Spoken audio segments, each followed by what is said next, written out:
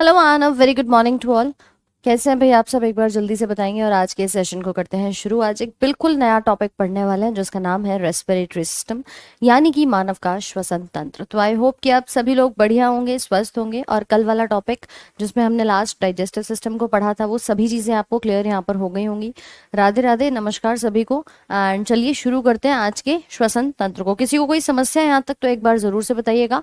बाकी अगर कोई भी न्यू स्टूडेंट है जिसने अभी तक कोई भी टॉपिक नहीं पढ़ा है वो आज के इस टॉपिक से शुरू कर सकता है। ठीक है, कोई समस्या की बात नहीं है, आज बिल्कुल फ्रेश टॉपिक है, पहली क्लास है इस टॉपिक की। तो आप लोग इसको कर सकते हैं। अंकेश हैं, रिंटू हैं, ठीक है, विजय, तोडरमल, सोनी, सभी साथी यहाँ पर आ चुके हैं, गौरव, अरुण। चलो।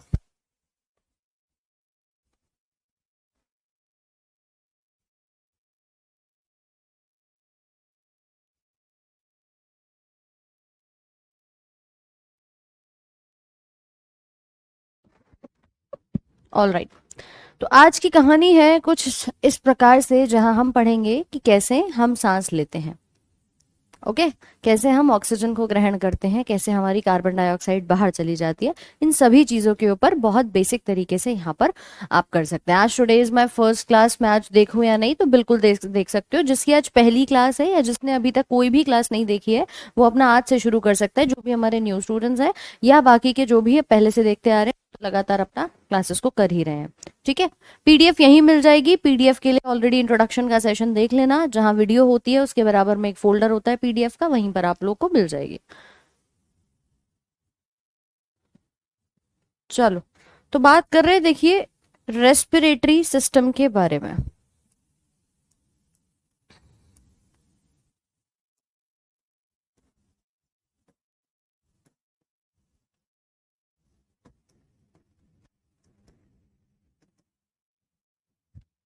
श्वसन तंत्र।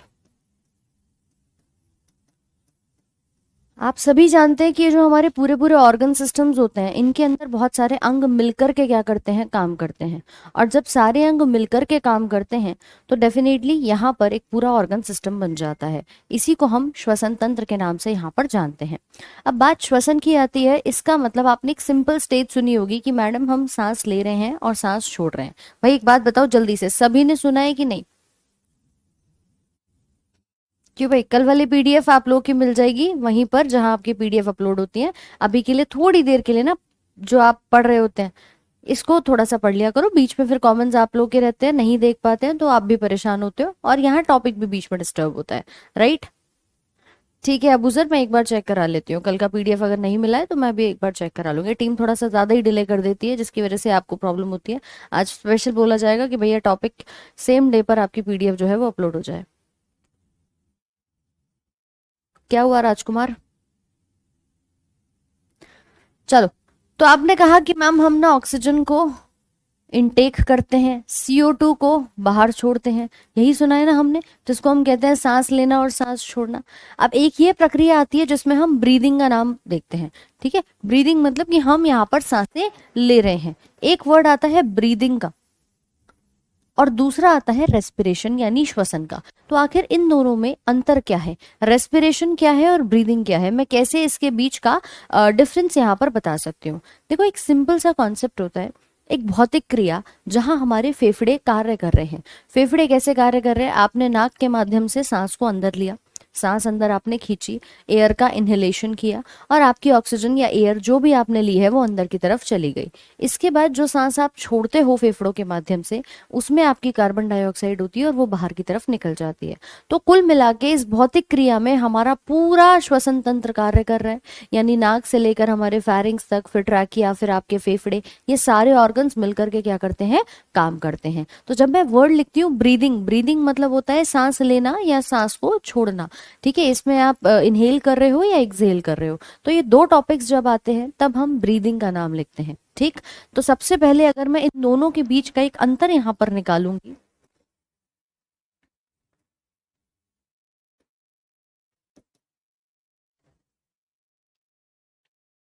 ठीक। और रेस्पिरेशन, या पहले ब्रीदिंग लिख लो। It is the process of inhaling air and exhaling it. It is a physical process. क्या है ये? एक फिजिकल प्रोसेस है, यानी भौतिक प्रक्रिया है।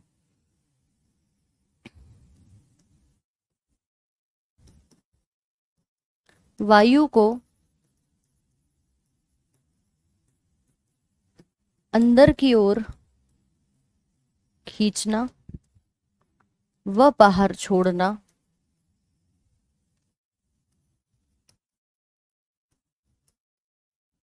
एक भौतिक क्रिया के अंदर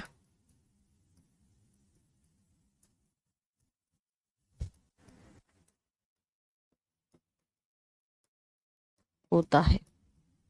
ठीक है, तो अगर मैं ब्रीदिंग वर्ड की बात कर रही हूं तो मैं यहाँ पे कह सकती हूँ कि भाई हम सांस ले रहे हैं और सांस को छोड़ रहे हैं।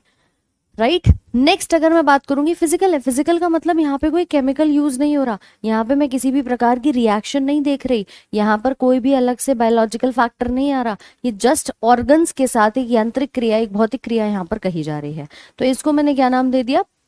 इसको कहा हमने ब्रीदिंग। इसके अंदर कितनी स्टेजेस हैं? 2 स्टेजेस हैं। It includes 2 stages. यह 2 चरण में होता है।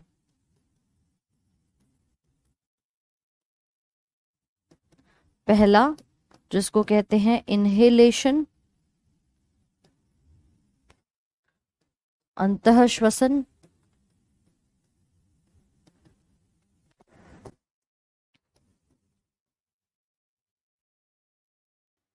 ड्रॉइंग एयर इनवर्ड्स, वायु को अंदर की ओर खींचना। दूसरा स्टेज आता है इसमें एक्सहेलेशन, जिसको आप कहते हो बाहरी श्वसन।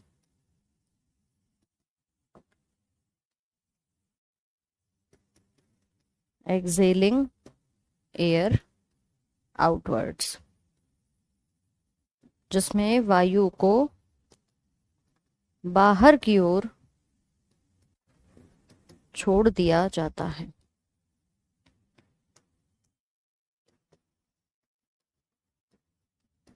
तो नोट करेंगे पहला कॉन्सेप्ट जिसको ब्रीदिंग कहा जाता है। ठीक है, पहली बार ये पढ़ रहे हैं, अच्छा लग रहा है। चलो ऐसे अच्छा लगेगा, अभी बहुत कुछ पढ़ना बाकी है ना। पूरी बायोलॉजी आप लोगों को अभी पढ़नी बाकी है, तो टेंशन मत लो, सब पढ़ेंगे और सब बढ़िया तरीके से पढ़ेंगे। चलिए प्रियांशु गुप्ता, बहुत बहुत शुक्रिया। बढ़ते हैं आगे। लिखा भाई सभी ने? जो भी कल क्लास ज्वाइन किए हैं, आज किए हैं, पहली क्लास है, कोई समस्या नहीं है, आप लोग आज से कर सकते हैं। It is the process of inhaling. ठीक है, एयर को हम इनहेल करते हैं, अंदर की तरफ खींचते हैं और बाहर की तरफ छोड़ देते हैं। Inhaling air.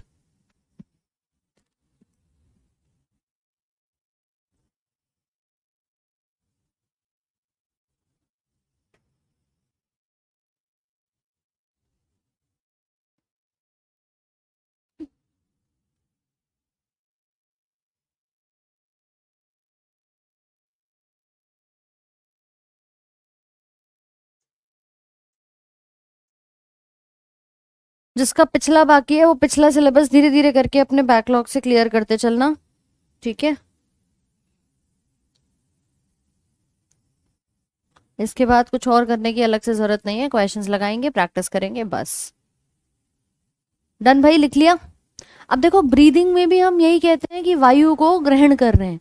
ठीक है, तो वायु का अंतः ग्रहण या उसको छोड़ना, तो ये भी क्रिया श्वसन के अंदर आती है। हिंदी में दोनों का टर्म श्वसन ही होता है कि हम सांस ले रहे हैं या सांस को छोड़ रहे हैं, लेकिन जब हम वायु की बात करते हैं इंग्लिश में तो वहां पे 2 वर्ड्स अलग अलग हो जाते हैं। अब देखिए इस पूरे प्रोसेस के अंदर अगर मैं आपसे बात करूंगी, ये व्यक्ति है, ये कर क्या रहा है? ये वायु को देखो इनहेल कर रहा है। जैसे ही इसने सांस लिया तो इसके लंग्स का वॉल्यूम क्या हो गया? बढ़ गया। और जैसे ही इसने सांस छोड़ी, इसके लंग्स का वॉल्यूम सिकुड़ गया, कुछ ऐसा ही दिखाई दे रहा है, वॉल्यूम कम होता हुआ, लंग्स का साइज शेप सब कुछ कम होता हुआ दिख रहा है। सिगरेट नहीं पी रहा है, सिंपली सांस ले रहा है। तो नाक से लेके जो फेफड़ों तक का पूरा सिस्टम आपको दिख रहा है, इसको श्वसन तंत्र यहाँ पर हम कहते हैं। समझ लो पहले, है ना, फिर ये ग्रुप में पीपीटी में इधर उधर की बातें छोड़ दो, ठीक है, तुम्हें समझ में आना चाहिए, वो इम्पोर्टेंट है, बाकी चीजें सब हो जाएंगी। पहले टॉपिक समझ लो, लास्ट के 10 मिनट में बात करेंगे आपके बाकी सभी समस्याओं के बारे में। चलिए, क्लियर हुआ? अब अगली जो हम बात कर रहे हैं रेस्पिरेशन के बारे में। रेस्पिरेशन यानी श्वसन की एक विधि। अब इसमें होता क्या है, it is a chemical process. ये क्या है, एक रासायनिक क्रिया है। अब आप बोलोगे मैडम रासायनिक क्रिया कैसे है? ये है रासायनिक क्रिया है। आप में से कितने लोग एक बात को समझ पाए हैं कि हमने पूरी एयर को इनहेल किया? थोड़ा सा मुझे जल्दी से आंसर्स करना कमेंट में। हमने एयर को इनहेल किया, तो एयर क्या है? मिक्सचर ऑफ गैसेस है। भाई अगर मैं सिंपली बात कर रही हूँ, एयर है तो वायु है, वायु के अंदर तो मिश्रण है गैस का। क्यों भाई, ये तो मिश्रण होता है एक प्रकार का सभी गैसेस का। इसमें से बॉडी में छांटा जाता है कि ऑक्सीजन आ रही है उसको पकड़ लेता हूँ, CO2 नहीं पकड़ूंगा, ऐसे ही होता है। बेसिकली हमने जो एयर इनहेल करी है उसमें से हमारी ऑक्सीजन जो होती है वो जाकर हीमोग्लोबिन के साथ बंध जाती है। तो हमने वायु को इनहेल किया। लेकिन अब एक बात बताओ, ये CO2 बाहर कहाँ से आई? CO2 कहीं से बनी है, कहीं तैयार हुई है, या बॉडी ने फिर फिल्टर किया है कि ना नाइट्रोजन या बाकी की चीजें नहीं निकालूंगा, केवल CO2 को ही बाहर एक्सेल करूंगा? कभी सोचो जरा कैसे होता है काम। क्यों भाई, किसी को आइडिया है? किसी को आइडिया है? जितेंद्र साहब इस बात से परेशान है कि सभी लेक्चर्स के रिकॉर्डेड वीडियो मिलेंगे या नहीं मिलेंगे? भाई सब कुछ मिलेगा, तुमसे कहा है, PDF मिलेगी, अगेन प्रैक्टिस शीट, आपके जितने भी रिकॉर्डेड वीडियोस हैं सब मिल जाएगा। ठंड पाओ जरा, पढ़ लो इधर। कहाँ से आएगा कि मैम देखो सुनो, हमें नहीं पता, हम एक बात जानते हैं। लेकिन क्या जानते हैं? तो देखिए जरा, आपने जैसे ही सांस लिया तो ऑक्सीजन कहाँ गई? अंदर गई। अब अंदर क्या मौजूद था? अंदर थी हमारी ग्लूकोज। क्या थी? ग्लूकोज। हमने खाना खाया तो एनर्जी तो होगी, ग्लूकोज है अंदर की तरफ। अब यही ग्लूकोज C6H12O6 के नाम से होती है। ठीक, जैसे ही ऑक्सीजन जाएगी इस ग्लूकोज के पास तो ये क्या कराएगी? ये कराएगी इसका ऑक्सीकरण, यानी ऑक्सीजन गई और क्या कराएगी? इसका ऑक्सीडेशन कराएगी, इसका ऑक्सीकरण कराएगी। और जब ये दोनों आपस में मिलेंगे तब बनेगी हमारी CO2, तब बनेगा कुछ मात्रा में पानी, और बनेगी कुछ मात्रा में ATP के रूप में हमारी ऊर्जा, यानी एनर्जी। क्या इतनी बात सबको समझ में आई? और ये रिएक्शन को हमें बैलेंस करना पड़े तो बैलेंस कर देंगे कि भाई यहाँ 6 ऑक्सीजन, 6 कार्बन डाइऑक्साइड, 6 पानी, ये लो। अब ये जो CO2 बनी है ये क्या हो जाएगी? बाहर निकल जाएगी। ये तो अंदर आई थी ना ऑक्सीजन, अब ये वाली पार्ट जो है ग्लूकोज का, इससे मिलने के बाद इसने तैयार कर दिया कार्बन डाइऑक्साइड को। ठीक है, ये हो गई आपकी ऑक्सीजन, बाकी ये आपका बन ही गया। बोलो भाई समझ में आया कि नहीं आया?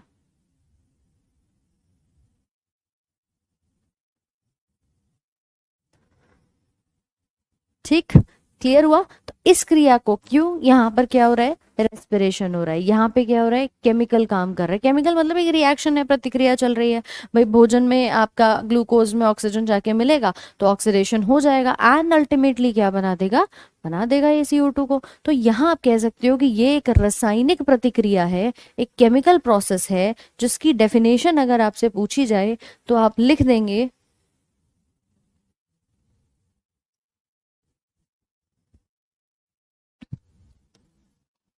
it is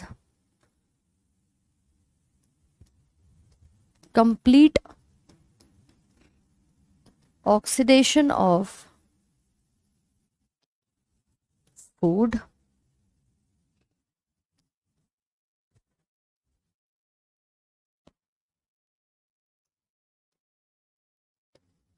in the presence of oxygen that makes carbon dioxide, water and energy as a product. तो इसको हम यहाँ लिख सकते हैं कि यह ग्लूकोज का या भोजन का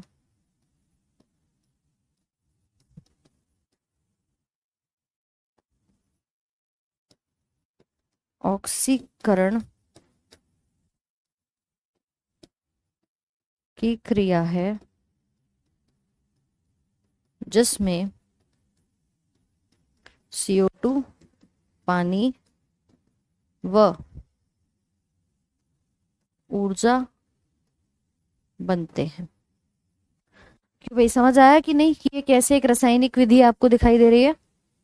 एटीपी तो यूनिट है ना एनर्जी की, हाँ एनर्जी की इकाई होती है। मतलब अगर आप बोलोगे कि यहाँ पर क्या बन रहा है, एनर्जी बन रही है, तो सिंपल फॉर्म में तो आप यही लिख सकते हो कि भैया यहाँ पर ऊर्जा का निर्माण हो रहा है, एनर्जी का निर्माण हो रहा है। एनर्जी कितनी बनती है तो वो आप बता सकते हैं, लगभग 36 से लेकर 38 एटीपी के अणु, क्योंकि एटीपी इसकी वो इकाई है जिसमें हम एनर्जी को मापते हैं। तो फटाफट से इसको लिख लेंगे, ये कहलाता है आपका रेस्पिरेशन।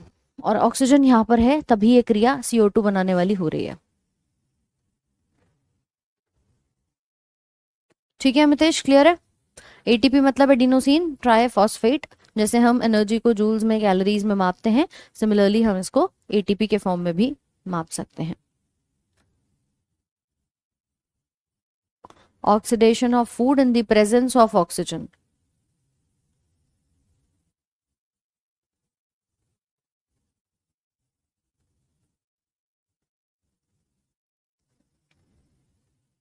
सबको समझ में आ रहा है? जल्दी जल्दी से बताते चलो और लिखते चलो कि ये क्या है, एक रासायनिक क्रिया है।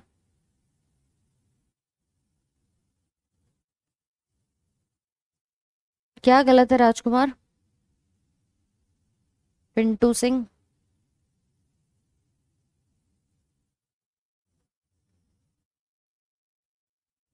क्लियर? तो ये दो विधि होती है रेस्पिरेटरी सिस्टम में। सबसे पहले हमें पढ़ना होगा कि रेस्पिरेशन है क्या, तब जाके हम बता पाएंगे कि हाँ भाई इस चैप्टर में चल क्या रहा है। अब अगर हम बात करेंगे कि ठीक है ये रेस्पिरेशन हो रहा है तो ये किन अंगों के द्वारा होता है, ठीक, चलो आगे बढ़ते हैं। बेटा साइंस का वेटेज क्या है, कितना, ये सब मैंने आपको पहली क्लास में बताया है, एक बार चेक कर लेना। नेक्स्ट लिखिए रेस्पिरेटरी ऑर्गन्स।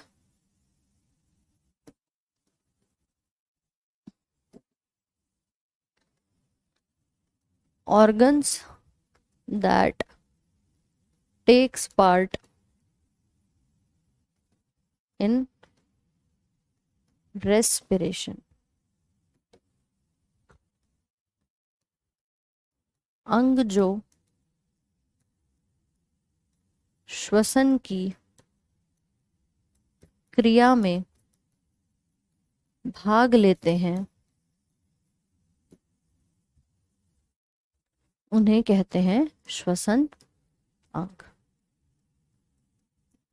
अब ये श्वसन अंग की क्रिया स्टार्ट कहाँ से होती है, तो देखो शुरुआत होगी नाक से, ठीक है, नाक से नॉस्ट्रल्स, नासाद्वार, यहां से फेरिंग्स यानी कि ग्रसनी, ग्रसनी से होते हुए लैरिंग्स में, जिसको स्वर यंत्र भी कहा जाता है,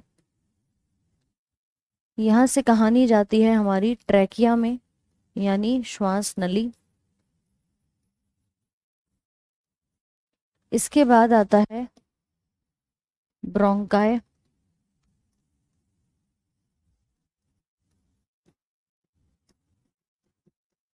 श्वसनिका, श्वसनिका से जाते हैं प्राथमिक ब्रोंकियोल में, प्राइमरी ब्रोंक्यूल्स यानी प्राथमिक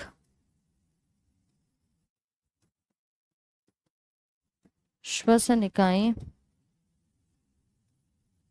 यहां से फर्दर ब्रांचिंग होगी तो सेकेंडरी में भी जा सकता है, और उसके बाद जाएगा ये एल्वियोली में, एल्वियोली यानी कि वायु कोश, जिसको कुपिका के नाम से भी जानते हैं।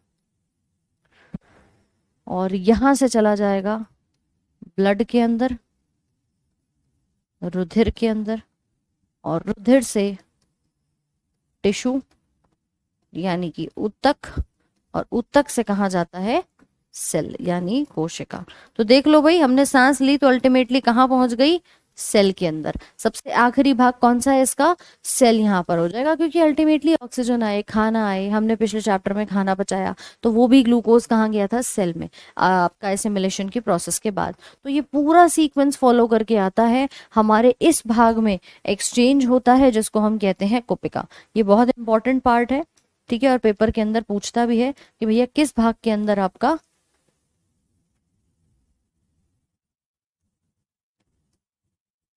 क्या देखा जाता है, एक्सचेंज ऑफ गैसेस देखा जाता है, राइट। तो यहाँ पर आप लोग इसको फटाफट से क्या कर सकते हैं, बना सकते हैं। ट्रैकिया वाला पार्ट है, इसको एक सेकेंड रुकना जरा। यहाँ डायग्राम अगर आप देखोगे तो देखो ये हमारी ट्रैकिया आ रही है, और ये ट्रैकिया आकर के दो भागों में बट जाती है। इसका जरा मैं आप लोगों को डायग्राम भी बना दूं यहाँ पर।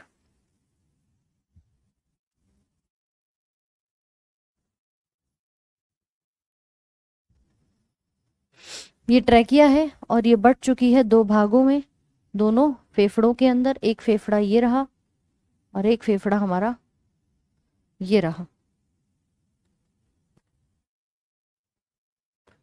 इन दोनों फेफड़ों के ऊपर एक पतली सी परत होती है जो इसको प्रोटेक्ट करने का क्या कर रही है, काम कर रही है।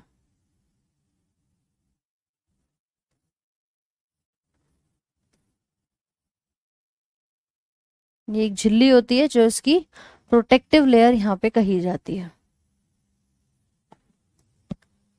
इसके अलावा यहां लगे होते हैं सी शेप के रिंग्स। यहाँ नीचे की तरफ होती है एक मांसपेशी जिसको डाइफ्रैम की मांसपेशी कहते हैं, ठीक। यहाँ पे आप जैसे ही ब्रांचिंग में जाएंगे तो कुछ इस प्रकार से शाखानुमा आकृति हमको दिखाई देती है, ठीक है। तो अगर देखेंगे तो यहां से नाक से होते हुए कहानी कहाँ आई, फेरिंग्स में आई। फेरिंग्स के बाद एक हिस्सा यहीं पर लगा हुआ होता है जो आपका बड़ा सा बाहर उभरा हुआ सा नजर आता है, ये है ग्रसनी। ग्रसनी के बाद दूसरा हिस्सा जिसको हम नाम देते हैं आपका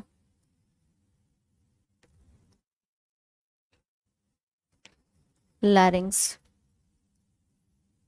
स्वर यंत्र। फिर ये जो हिस्सा है इसको कहा ट्रैकिया। ट्रैकिया यानी कि श्वास नली। ये श्वास नली बढ़ चुकी है दो भागों में। इस हिस्से का नाम देंगे ब्रोंकाई का, श्वसनिका। और इसके बाद ये जो शाखा आ रही हैं ये प्राइमरी ब्रोंक्यूल्स होंगे और फिर ये हमारे सेकेंडरी भी बन सकते हैं। तो कुछ इस प्रकार से ये हमारे ब्रोंक्यूल्स की शाखा है। पहले ही ब्रांचिंग होगी तो पहला प्राथमिक और दूसरी है तो फिर आपका सेकेंडरी। इन्हें कहा श्वसनिकाएं। फिर उसके बाद ये जो वायु शेप, वायु कोश कहलाता है।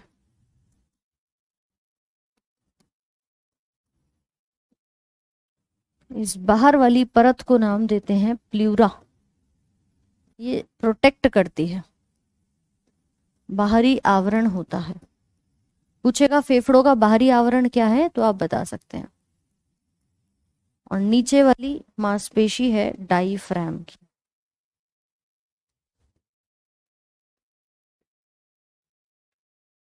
ये मांसपेशी होती है। आप में से कई लोगों को हिचकियां आती होंगी ना, तो जब हिचकी आती है तो ये नीचे की तरफ खिसकती है। कहाँ जाती है, नीचे की तरफ जाती है। झिल्ली का क्या नाम है, झिल्ली का नाम है प्ल्यूरा। ये रहा, ठीक है, झिल्ली का नाम है प्ल्यूरा। ये अंदर ऐसी शाखाएं यहाँ होंगी, ऐसे ही यहाँ पे होती हैं। और साथ में देखो ये जो बीच वाला स्पेस होता है ना, यहाँ पर एक गुहा पाई जाती है जिसको हम क्या नाम देते हैं, यहाँ पर उसको कहते हैं मीडियास्टीनम। आप में से कई लोग का ये मानना है ना कि मैम हमारा जो दिल होता है, दिल लेफ्ट में होता है, मानते हो ना। बट दिल लेफ्ट लेफ्ट में नहीं होता, मतलब दाएं भाग में या बाएं भाग में अलग से नहीं है, होता वो सेंट्रल पार्ट में। कहाँ होता है, बीचों बीच में होता है। कि मैं अगर ह्यूमन का हार्ट बनाऊंगी तो ह्यूमन का हार्ट बनेगा कुछ ऐसे। अब इस ये तो व्हाट्सएप वाला बनाया है, ठीक है। वैसे आपका यही स्पेस जो है वो ऑक्यूपाइड होता है। इस हिस्से को हम यहाँ पर नाम क्या दे देते हैं, इसको कर देते हैं जरा गायब। कुछ ऐसे। अब इसका झुकाव देखो कहाँ जा रहा है, लेफ्ट साइड पर जा रहा है, इसीलिए हम इसको कहते हैं कि हमारा ये जो झुकाव है इसकी कारणवश हमारा हार्ट कहाँ है, लेफ्ट में। तो इसको भी बयान कर दें जरा कि ये हिस्सा जिस गुहा में ये मौजूद है इसको नाम दिया है मीडियास्टिनम। मीडियास्टिनम पूछेगा क्या है तो आप बता सकते हो ये वो स्पेस है जहां पर ह्यूमन का हार्ट बैठा होता है। आपकी ऑक्सीजन ऊपर से आई फेरिंग्स के रास्ते से, इस साउंड बॉक्स लैरिंग्स के नीचे होते हुए ट्रैकिया में आई, ट्रैकिया से बट गई इन दोनों हिस्सों में, एल्वियोली में आ गई यहाँ से होते हुए। एल्वियोली यानी ये वो हिस्सा है जहां पर क्या होती है, वायु का एक्सचेंज होता है, एक्सचेंज होती है गैसेस। आपकी CO2 अंदर आ जाएगी और कार्बन डाइऑक्साइड और ऑक्सीजन में ये एक्सचेंज जो है वो हो जाएगा, मतलब वायु का आदान प्रदान। ठीक है, अब यहाँ से तो फिर ये ब्लड में चली जाएगी। उसके बाद हमारे पास ये जो बीच वाला हिस्सा है, यहाँ दिल धड़क रहा होता है, इसका झुकाव क्योंकि लेफ्ट में है तो ये हमारी लेफ्ट वाली लंग है और ये राइट वाली लंग है। इससे ये भी अंदाजा लगाया जाता है कि देखिए हमारी जो राइट वाली लंग होती है वो बड़ी होती है, क्योंकि ये हमारा झुकाव थोड़ा सा यहाँ पर आ रहा है। ठीक है, right lung is greater than left lung, यानी जो फेफड़ा है वो क्या होता है, बड़ा होता है बाएं फेफड़े से। ठीक है, हार्ट अलग से समझा दो, हार्ट पढ़ेंगे तो अलग से, लेकिन मैं स्पेस बता रही हूँ तुम्हें इसका कि यहाँ पर पाया जाता है। ठीक, तो ये बड़ा होता है और ये छोटा होता है क्योंकि इसमें झुकाव आ जाता है। अगर आप इसका प्रॉपर डायग्राम देखोगे ना तो देखो कुछ इस प्रकार से है। कहाँ गया भाई दिल,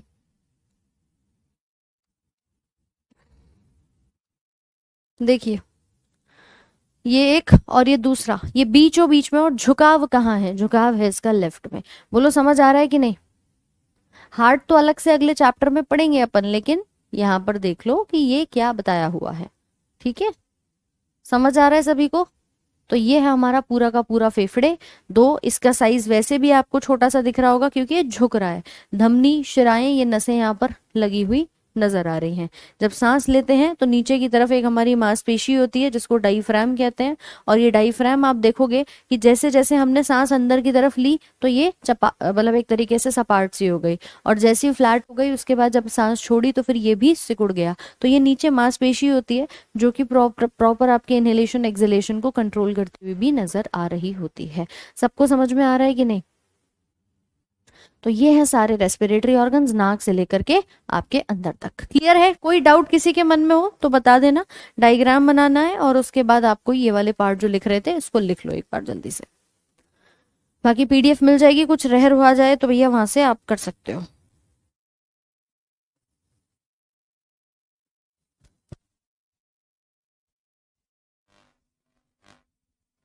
मीना देवी, क्लास आप एक्सेस कर पा रहे हो तभी तो आप क्लास के अंदर हो, आपके कमेंट्स भी आ रहे हैं। CHSL में साइंस के वही 4 से 5 क्वेश्चन रहते हैं। कुपिकाएं बंद हो जाएंगी तो फिर आपने देखा ना, अभी देखो कोरोना काल में क्या हो रहा था, कोरोना काल में बलगम जम रहा था, और वो बलगम कहाँ जा रहा था, आपके फेफड़ों के अंदर, और फेफड़ों में वो कुपिकाओं में जाके अटक जाए। उस समय पर ऑक्सीजन अंदर नहीं जाएगी कुपिकाओं में, तो वो भर गया, और उसके बाद जब ये अंदर की तरफ आपकी नहीं जा पाएगी तो भैया सांस लेने में प्रॉब्लम होनी शुरू हो जाएगी। ठीक है, अमितेश, लिवर एंजाइम नहीं बनाता, बट एंजाइम तो हमारे आंतों से बनता है। लिवर के अंदर ये क्रिया जो है वो देखी जाती है पाइसीकरण की। ठीक है, लिवर में आपका फैट जो है वो थोड़ा थोड़ा टूटना शुरू हो जाता है, क्योंकि आपको पता है जब फैट चढ़ता है तो फैटी लिवर बन जाता है, तो इसीलिए उसका ब्रेकडाउन होता है हमारे बाकी के एंजाइम से जो हमारी अग्नाशय से बन रहे हैं, जो हमारी आंतों में बन रहे होते हैं। ओके,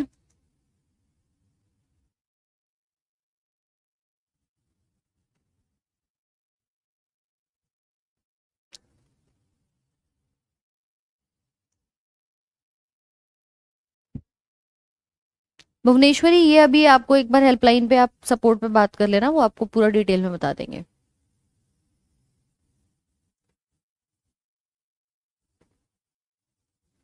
लवकुश प्रजापति, समझ आया भाई सभी को। लैरिंग्स से आवाज बनती है, लैरिंग्स साउंड बॉक्स है तुम्हारी। ये जो कोयल सी मीठी बोली तुम्हें लगती है वो कहाँ से आएगी, वो इस लैरिंग से आएगी, यहाँ से हमारी आवाज बन रही है, इसको वॉइस बॉक्स कहते हैं। किसी की आवाज ऐसी होती है जो कानों में चुभती है, किसी की बहुत मधुर मीठी आवाज होती है। तो डिपेंड करता है आपकी आवाज बन रही है कहाँ से। आदमियों में देखा होगा, मेल्स के अंदर गले में एक पार्ट उभरा हुआ सा नजर आता है, वो लैरिंग्स होता है, वो साउंड के लिए रिस्पॉन्सिबल है। और आपका ये जो बाकी फेरिंग्स है, ये तो हमने कॉमन पार्ट बताया था, ये वो हिस्सा है जहां पर ऑक्सीजन भी आ रही है, खाना भी आ रहा है, और यहाँ से होते हुए नीचे की तरफ आपका खाना जो है वो खाने की नली में, और जो हमारी ऑक्सीजन है वो खाने उसके श्वास नली में चली जाती है। ये डायग्राम याद है सभी को? क्यों, पिछले चैप्टर में भी ये डायग्राम मैंने तुम्हें दिखाया था, ध्यान से देखो। ये जिस रिंग ब्लू कलर की जो आपको पाइप दिख रही है, ये है हमारी, ये इस वाले हिस्से को कहा जाता है जिसको हम नाम देते हैं हमारा ट्रैकिया। और ट्रैकिया के पीछे खाने की नली है, खाना पीछे जा रहा है, ट्रैकिया में अपनी ऑक्सीजन जो है वो जाती रहती है। आ रहा है समझ में कि नहीं? चलिए खुशबू, बहुत बहुत शुक्रिया। इसी को आदम का सेब, एडम्स एप्पल के नाम से भी जानते हैं। दोनों हैं अलग अलग। एल्वियोलाई के बाद ब्लड में कैसे जाता है? ये हमारी कुपिकाएं हैं, इसके बराबर में लाल रंग की धमनियां जो हैं वो घूम रही होती हैं, और घूम रही होती हैं तो एल्वियोलाई कहती है कि ठीक है भैया, यहाँ पर जितना भी ऑक्सीजन है वो डायरेक्टली तुम कहाँ ले लो, ब्लड में ले लो। तो ये कहाँ पहुंच जाता है? इस ब्लड के अंदर पहुंच जाता है। तो अल्टीमेटली एल्वियोली से डायरेक्ट ट्रांसफर ब्लड की वेसल्स में, और ब्लड से ये कहाँ जाएगा? आपके टिश्यूज एंड अल्टीमेटली सेल तक। तो cell is the basic part. अगर मैं आपसे एक और बात कहूं कि ये पूरा का पूरा प्रोसेस हो रहा है, ठीक, नाक से लेकर के कहानी आ रही है ट्रैकिया, और ट्रैकिया से लेकर आ रही है एल्वियोली तक, ये सीधे सीधे ऐसे ही चल रहा है। क्या मैं इस पार्ट को कह सकती हूँ कि ये बाहर का श्वसन है, मतलब बाहर से सांस आप ले रहे हो अंदर तक आ रही है, तो इसको मैं एक्सटर्नल रेस्पिरेशन भी कहती हूँ कि भैया ये बाहर से जो आपने सांस ली है वो बाहर से आ रही है और अंदर हमारे फेफड़ों में एल्वियोली तक आ चुकी है। लेकिन जब एल्वियोली से और अंदर जाएगी तब हम उसको आंतरिक श्वसन कहते हैं, या सेल्यूलर रेस्पिरेशन कहते हैं। कि अगर मैं यहां से यहां तक लेके जाऊं तो मैं उसको क्या नाम दूंगी? भाई सेल में जा रहा है तो सेल्यूलर रेस्पिरेशन, ठीक है, सेल्यूलर कह लो या इंटरनल कह लो, अंदर ही तो जा रहा है, तो इसको आंतरिक या कोशिकीय श्वसन भी कहा जाता है। कितने भाग को? जब हमारे इस वाले एल्वियोली से होते हुए, ब्लड से होते हुए कहानी सेल तक जा रही है। ये जो आ रहा है इसको एक्सटर्नल रेस्पिरेशन कहते हैं, कि ये पूरा होते हुए ट्रैकिया, ब्रोंकाई और यहाँ तक एल्वियोली तक आ गया, तो इस तक आने की क्रिया को एक्सटर्नल या बाहरी रेस्पिरेशन भी कहते हैं, बाहरी श्वसन। बना लिया सभी ने? जल्दी से बताइए भाई। इससे ज्यादा इंटरेस्टिंग और इससे ज्यादा सिंपल नहीं हो सकता बेटा। कौशिकी कहां पर, क्या नहीं आया?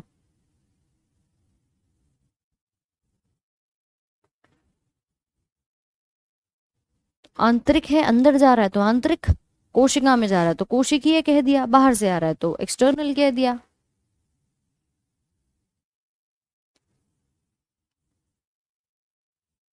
क्लियर? बना लिया सबने?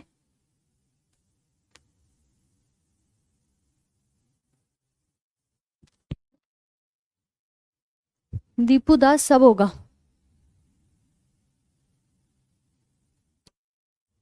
चलिए, ये डायग्राम साथ साथ में बना लेंगे, ठीक है? और या फिर आप इसको पीडीएफ से ड्रॉ कर लेना, थोड़ा सा स्पेस अभी एक पेज का छोड़ दो, आगे बढ़ लेते हैं, थोड़ी सी चीजों को लिख लेते हैं। बताइए भाई, नोट कर लें सभी?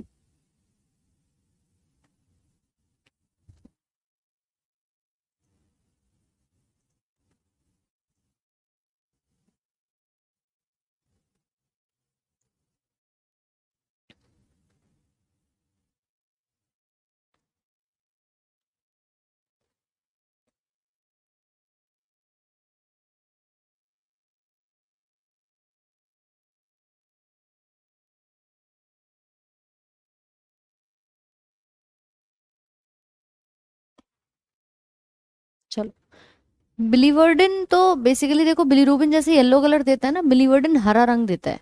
और हरा भी कैसे देता है कि आपके कभी कई बार जैसे चोट लग जाती है तो अचानक से देखते हो नील पड़ जाता है, वो नील नहीं होता, वो हरा रंग होता है, वो ब्लू नहीं होता, वो ब्लूइश ग्रीन कलर होता है। और वहां पर वो जो कलर आता है क्लॉट का, उसको बनाने के लिए, वो कलर इम्पार्ट करने का काम होता है बिलीवर्डिन का। ठीक है, ये बनाना है ना, क्यों नहीं बनाओ? टू इजी, ठीक है।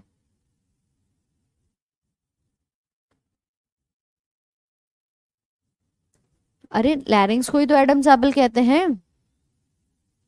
आदम का सेब या लैरिंग्स या फिर स्वरयंत्र, ये सभी एक नाम से जाने जाते हैं।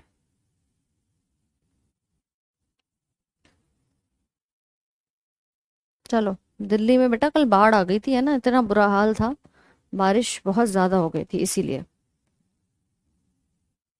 प्लूरा लंग्स को प्रोटेक्ट कर रहा है, लंग्स के बाहरी लेयर की तरफ ये बना हुआ है, मतलब आउटर लेयर होती है जो इसको प्रोटेक्ट करती है। क्लियर। इंटरनल रेस्पिरेशन में शुरुआत होगी आपकी एल्वियोली से और पहुंचेगा सेल तक। सारा कुछ आप लोगों को प्रॉपर, अगर किसी भी ऑर्गन की डिटेल समझनी है तो वैसे तो सिंपल है, फिर भी आप चाहो तो इसको पढ़ सकते हो, है ना, ये सब पीडीएफ में मिल जाएगा, जस्ट रीड कर लेना, नोट्स नहीं बनाने हैं इसके।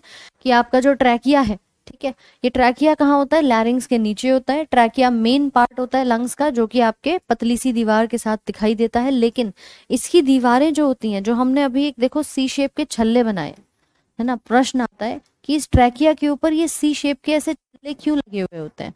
ये इसलिए लगे होते हैं क्योंकि इस ट्रैकिया की दीवार बहुत ज्यादा पतली होती है, और वो पतली कहीं जैसे बहुत तेज, कभी कभी हम गहरी गहरी सांस लेते हैं ना, तो कहीं ये दीवार कोलैप्स ना हो जाए, कहीं ये आपकी बिगड़ ना जाए, इसीलिए इसके ऊपर एक कवरिंग लगा दी जाती है जो इसको होल्ड करके रखती है। ठीक, तो अगर प्रश्न आता है ना, प्रश्न आता है कि भैया यहाँ पर क्या है, ये क्यों लगाए हैं हमने, तो ये इसलिए लगाए ताकि ये कोलैप्स ना हो जाए। ठीक है, यहां तक बन गया सभी का, तो एक थम्स अप का साइन भेजो पहले तो फटाफट। ये डायग्राम में सिंपली कह रहा है कि ऊपर से सांस आएगी, फेरिंग से होते हुए लैरिंग्स, लैरिंग से ट्रैकिया, ट्रैकिया से बट जाएगी, बट गई तो दोनों ब्रोंकाई में बटी और फिर हमारे वायु कुपिकाओं के द्वारा अंदर की तरफ चली जाएगी। इस लंग्स को प्रोटेक्ट करने के लिए एक झिल्ली लगी है जिसका नाम है प्ल्यूरा, ये प्रोटेक्शन की लेयर है। ये नीचे की तरफ जो हमारी ये हृदय बैठा है, ये जिस गुहा में है उस गुहा को मीडियास्टीनम कहेंगे, और हमारी ये डाइफ्राम की मांसपेशी है। कई बार जब लोगों को हिचकियां आती हैं तो लोगों को लगता है हमें कोई याद कर रहा है, ठीक है, लेकिन याद वाद नहीं करता मैडम कोई, ये साइंस है, हर चीज का रीजन पता है। ये जो नीचे मसल दिख रही है डाइफ्राम की, ये थोड़ा थोड़ा ना नीचे शिफ्ट हो जाती है, ये बिल्कुल नीचे खिसकना शुरू कर देती है, और जैसे ये नीचे खिसकती है तब आपको हिचकी आती है, तो देर इज नो रीजन कि हमें कोई याद कर रहा है, हम बैठे सबका नाम लेने के लिए यहाँ पर शुरू कर देते हैं। ठीक, चलो नेक्स्ट लिखिए। larynx is also called as Adam's apple and voice box.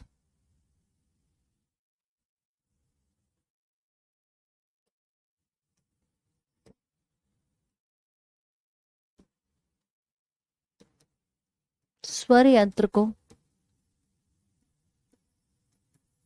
आदम के सेब के नाम से भी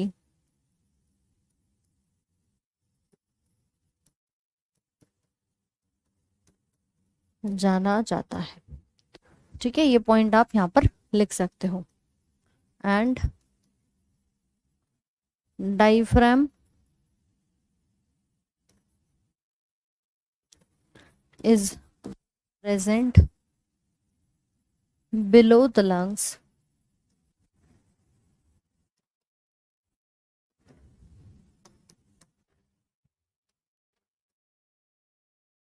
it is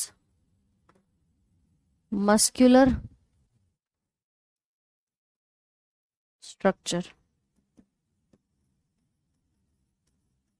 Downward shifting of diaphragm causes hiccups. ठीक है, हिकअप्स मतलब हिचकी।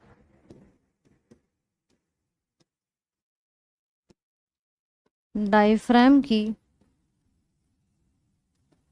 मांसपेशी से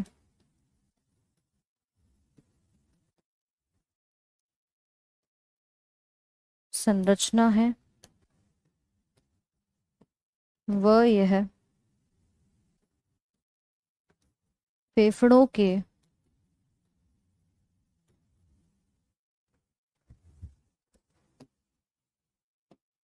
नीचे उपस्थित होता है। इसके नीचे की ओर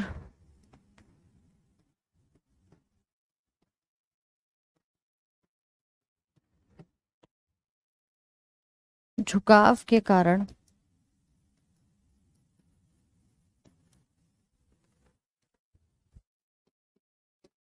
हिचकी आनी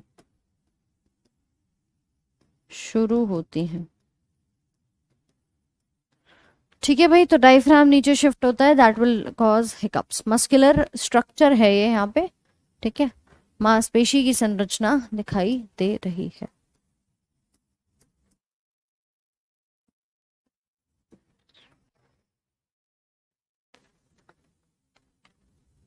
पोजीशन है कई बार चेंज हो जाती है वर्षा, तो इसीलिए नीचे की तरफ डाउनवर्ड शिफ्ट होना शुरू हो जाता है। हिकअप्स मतलब हिचकी।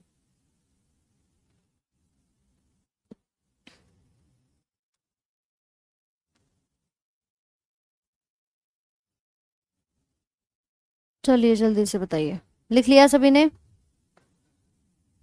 Ma'am Prashant sir always takes your name.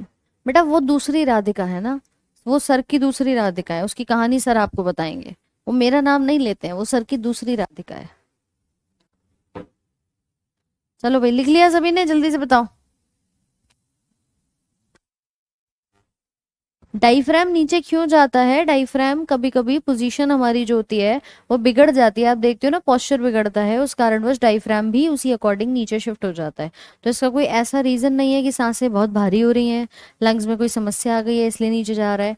Position है कई बार ऑल्टर हो जाती है, या आप गलत तरीके से सो गए हो, ठीक है, या आपके बॉडी में कुछ गलत पोस्चर बन गए, तब ये होनी शुरू हो जाती है। ठीक, चलिए अब हमारे रेस्पिरेशन दो प्रकार के होते हैं, एक होता है एरोबिक और दूसरा होता है एनारोबिक। हमने अभी एक रिएक्शन पढ़ी थी,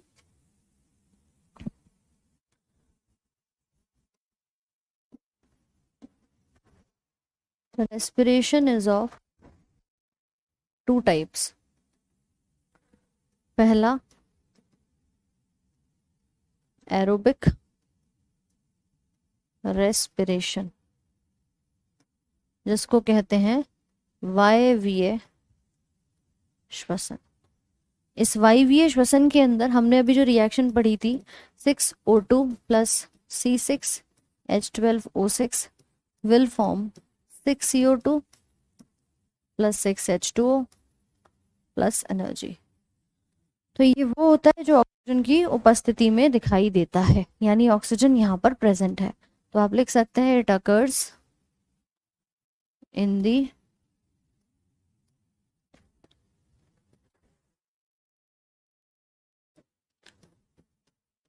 presence of oxygen।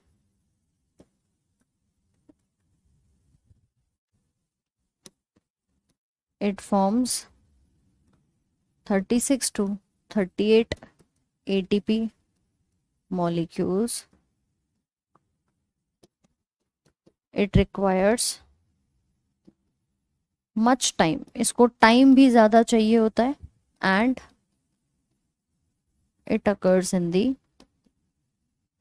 माइटोकॉन्ड्रिया। कहाँ पर होगा? सूत्र कणिकाओं के अंदर, सेल में होता है।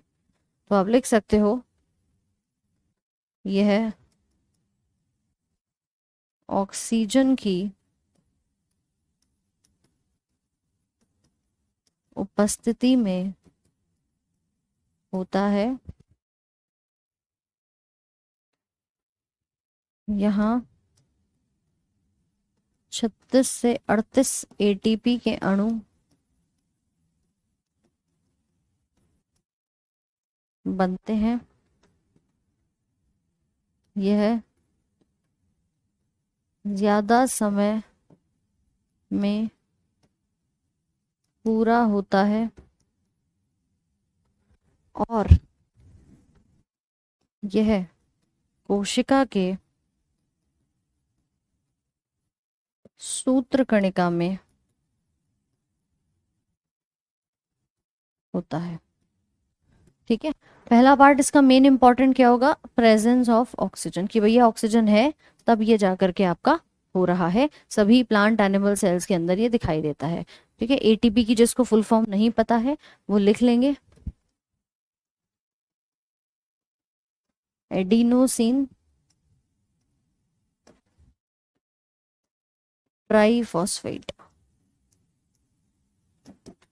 तो ये कहलाता है एरोबिक रेस्पिरेशन।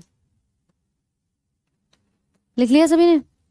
बेटा सेल के अंदर ना जो पावर हाउस होता है सेल का, या जिसे हम कहते हैं कि आपके एनर्जी बनाने वाला स्ट्रक्चर होता है, सेल ऑर्गेनल होता है, उसको हम माइटोकॉन्ड्रिया कहते हैं।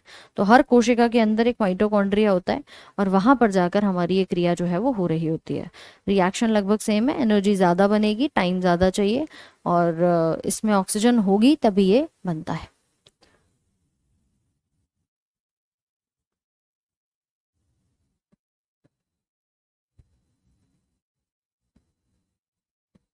राइट, लिख लिया सभी ने?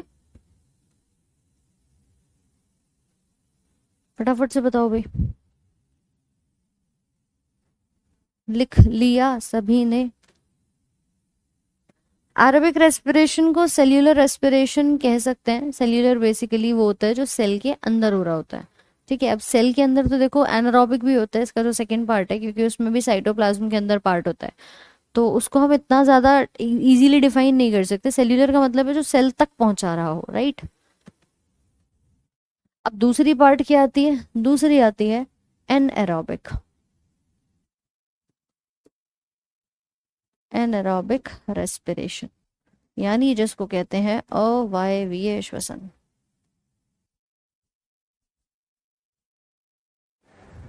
अवायवीय नाम में ही आ रहा है कि it occurs in the absence of oxygen और lack of oxygen. It requires less time and occurs in cytoplasm of cell। ठीक है, it forms only 2 ATP molecules।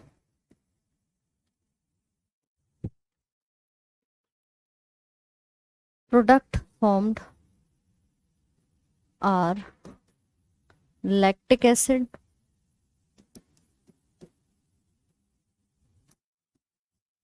या इथेनॉल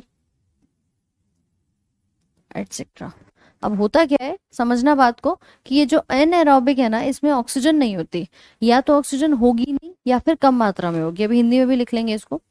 मान के चलो कि तुमने एक दिन ना भर के एक्सरसाइज करी, तुम एक दिन जिम चले गए और तुमने प्रॉपरली अपनी अच्छी खासी एक्सरसाइज कर ली, करी है, तो उस दिन तुम्हारी बॉडी में ऑक्सीजन भी ज्यादा जाएगी। सुनो जरा इधर, जब तुमने ज्यादा क्या करा है, एक्सरसाइज करी है, तो ऑक्सीजन भी ज्यादा जाएगी। ऑक्सीजन ज्यादा जाएगी तो ग्लूकोज जो है उसके साथ मिलकर के ज्यादा CO2 बनाएगी, ज्यादा एनर्जी बनाएगी। ठीक, लेकिन अगर यही नहीं होगी तो ये बेचारा ग्लूकोज क्या करेगा? ये ग्लूकोज किस में परिवर्तित होगा? ये ऑक्सीजन की कमी के कारण कहाँ पहुंच जाता है कि मेरे पास जो ग्लूकोज है वो क्या बना देगा, या तो लैक्टिक एसिड बना देगा, इथेनॉल बना देगा, और एटीपी के मॉलिक्यूल्स क्या बनेंगे, बहुत कम बनते हैं। कि भैया जब ज्यादा एनर्जी नहीं बन पा रही है, यहाँ पे ज्यादा ऑक्सीजन ही नहीं है, तो फिर एनर्जी भी ज्यादा नहीं बनेगी, रिएक्शन वो नहीं होगा, रिएक्शन इसका अलग होता है। ठीक है, दूसरी बात कि यहाँ पे टाइम भी बहुत कम लगता है। अब एक तरफ 36 एटीपी बन रहे हैं, एक तरफ 2 एटीपी बन रहे हैं, तो टाइम किसको बनाने में ज्यादा लगेगा? 36 वाले को। इसको लगता है कम टाइम। और इसी के साथ कि आप नोट कर सकते हो,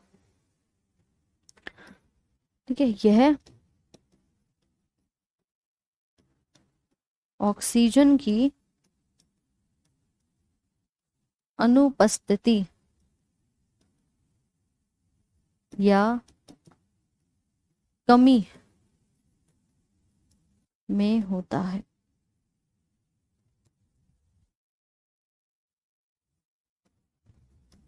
समय कम लगता है, व कोशिका द्रव्य में होता है।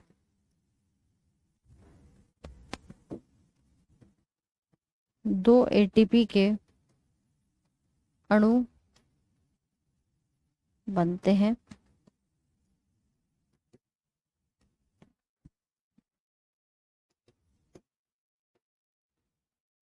लैक्टिक अम्ल व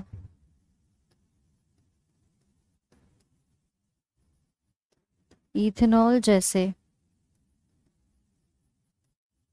उत्पाद बनते हैं।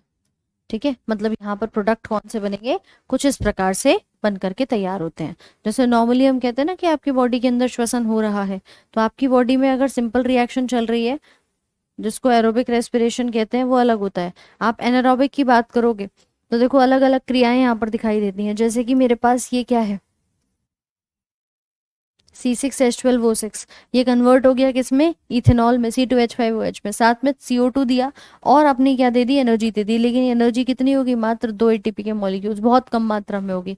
एक रिएक्शन आप ये लिख सकते हैं, एक रिएक्शन है कि ग्लूकोज है हमारा टूटेगा पायरुविक एसिड के अंदर, इसको कहते हैं पायरुविक एसिड, पायरुविक अम्ल, ओ सॉरी लैक्टिक एसिड।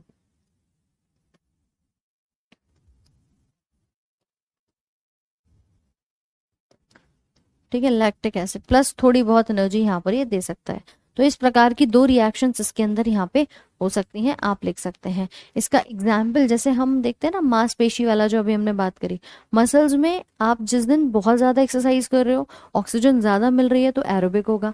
अगले दिन तुमने कहा भाई साहब बहुत दर्द हो रहा है, अब नहीं जा रहा, नहीं जा रहा, तो उस समय पर ऑक्सीजन की क्या हो गई, कमी हो गई। भाई पिछले दिन तो बहुत ऑक्सीजन आई थी, अगले दिन नहीं आई, तो उस दिन दर्द नहीं होता ज्यादा। जिस दिन हम जिम नहीं जाते, एक्सरसाइज नहीं करते, या मान लो घर में तुमने एक दिन बहुत काम किया है, तो अगले दिन दर्द होता है। आपको लगता है यार वो काम का दर्द है, वो काम का दर्द नहीं है। उस दिन काम किया तो उस दिन तो हमारी बॉडी में जितनी ऑक्सीजन मिली थी हमने उससे एनर्जी बना ली। अगले दिन ऑक्सीजन ना मिलने के कारण, वो काम सेम ना करने के कारण आपके शरीर में ये बन जाता है लैक्टिक एसिड, और यही है जो आपको वो दर्द कराने का काम करता है। तो जब ऑक्सीजन नहीं है तो ग्लूकोज सीधे सीधे इस लैक्टिक एसिड में परिवर्तित हो जाता है। बोलो समझ पा रही हो कि नहीं। पीडीएफ पूरी मिल जाएगी। रिएक्शन सिंपल है, एक इथेनॉल बन रहा है, एक लैक्टिक एसिड, ज्यादा कुछ थोड़ी है। वो रिएक्शन तो बचपन से पढ़ते आए हो, रेस्पिरेशन ऑफ फोटोसिंथेसिस की। क्यों भाई, कितने लोगों को सभी चीजें समझ में आ गई, एक बार फटाफट से बताएंगे।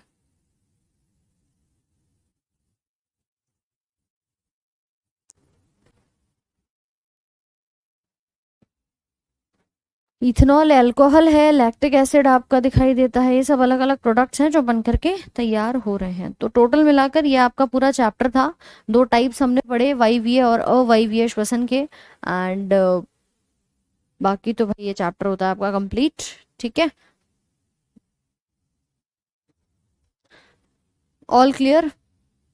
इस एनर्जी को यूज किस प्रकार या फॉर्म में करती है बॉडी, बॉडी अपने आप यूज कर लेती है। बॉडी को जहाँ जरूरत होती है वो एटीपी को लेकर के इस्तेमाल कर लेती है बाकी अलग अलग प्रोडक्ट्स को बनाने में। क्योंकि माइटोकॉन्ड्रिया में जब ऊर्जा बनेगी उसके बाद ही जा करके कहीं हमारे पूरे सेल के अंदर जो काम होते हैं, फॉर्मेशन है, कहीं मसल टूट रही है, कहीं बन रही है, उनको बनाने में मदद करती है। ठीक है, तो भाई दिल से बताओ एक बार, समझ आ रहा है कि नहीं। क्लास डेली 8 बजे सुबह सेम टाइम पर होगी।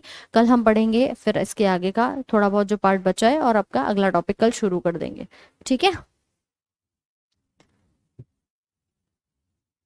चलिए तो मिलते हैं आपसे कल। इसकी पूरी पीडीएफ मिल जाएगी, अगर किसी ने नहीं भी लिखा हो, कुछ रह गया हो किसी का, तो मैं आपकी पीडीएफ अपलोड करा दूंगी, आप वहां से लिख सकते हो। दीज आर कंप्लीट वायवीय और अवायवीय श्वसन, यानी एरोबिक और एनारोबिक रेस्पिरेशन। ऑल राइट, चलिए तो मिलते हैं नेक्स्ट सेशन में कल सुबह। बाकी अपनी रिवीजन को कर लेना, ताकि कोई डाउट रहे तो आप इसमें चैप्टर में कल पूछ सकते हैं। पीडीएफ मैं आपकी अभी पॉजिटिवली अपलोड करवाती हूँ। ठीक है, आज आपके दोपहर तक अपलोड हो जाएगी। So see you in the next class, thank you so much.